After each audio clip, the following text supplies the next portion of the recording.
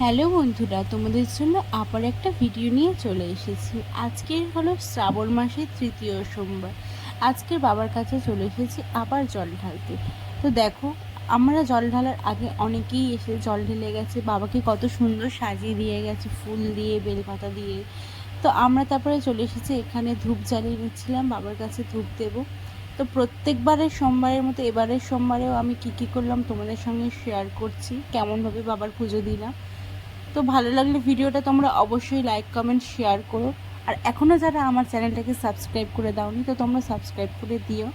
আর এই দিকে হচ্ছে কি, আমি দুর্গা মন্দিরে চলে এসেছিলাম, আমাদের গ্রামের দুর্গা মন্দির। তো এখানেই হচ্ছে কি শিবলিঙ্গ আছে, এখানেই আমরা জল ঢেলেছি। প্রথমবারে ঢেলেছিলাম একটা জায়গায়, ওখানেও হচ্ছে কি শিবলিঙ্গ আছে আমাদের, ওটাও আমাদের পাড়াতেই। তো এটাও আমাদের পাড়াতেই। তো ওখানে প্রথমবার ঢেলেছিলাম, এখানে দ্বিতীয়বারে আর তৃতীয়বারে ঢেলেছি। তো ভিডিওটা কেমন লাগলো তোমরা অবশ্যই জানিও। তো তারপর এখান থেকে দুধ আর গঙ্গা জল ঢেলে দিলাম, সঙ্গে ঘি মধু ছিল। তো তারপরে হচ্ছে কি বেলপাতা ফুল এইগুলো বাবার মাথায় দিয়ে দিলাম। প্রত্যেকবারের মতো এবারেও আমি একইভাবেই পুজো করেছি, তোমরা দেখতে পাচ্ছ। তো তোমরা আর কে কে এইভাবে পুজো করো, শ্রাবণ মাসে বাবার পার করো, অবশ্যই কমেন্টে জানিও।